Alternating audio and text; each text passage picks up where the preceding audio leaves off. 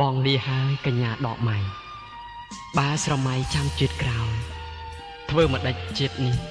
បងសូមស្មាលាហើយតែបងមិនកោសក់ទៅបួសទេ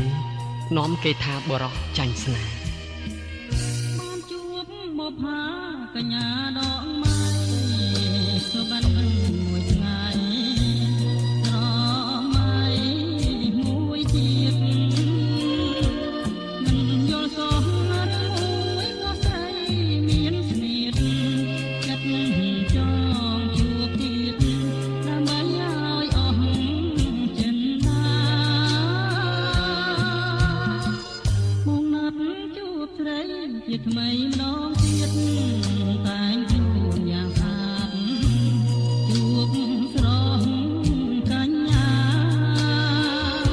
ក្រោមដើមស្វាយនេះក្បែរមាត់ទន្លេសង្ឃឹមម្លេះទេនឹកថាបានយល់ជាថ្មីមកស្វាយមាត់បាំងត្រជើងត្រឆ្នេរព្រឹកម៉ោង8ស្រីយ៉ាចាំអូអង្គុយតែឯងសែនស្រណោះខ្លួនទើបដឹងថាអូនមានប្រាចិនណា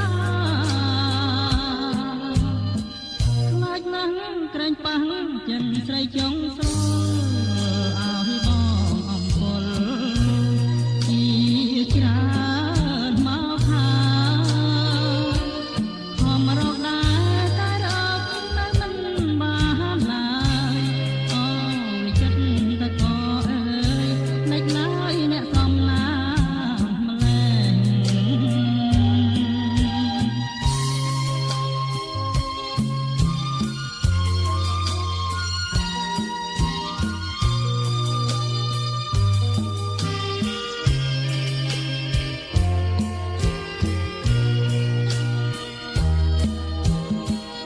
លុបស្វាយមាត់បាំងត្រជើងត្រឆ្នេរព្រឹកម៉ោង8ស្រីយ៉ាចាំអូអង្គុយតែឯងសែនស្រណោះខ្លួនទើបដឹងថាអូ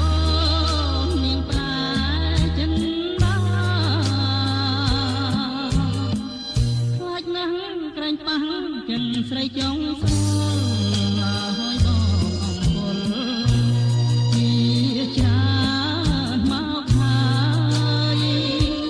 ធម្មរកដែរតែរកមិនបានហើ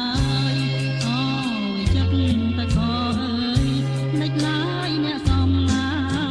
ម្លេះ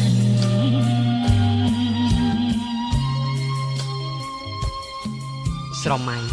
ឬជាធម្មជាតិពិតទីនេះស្អាតណាស់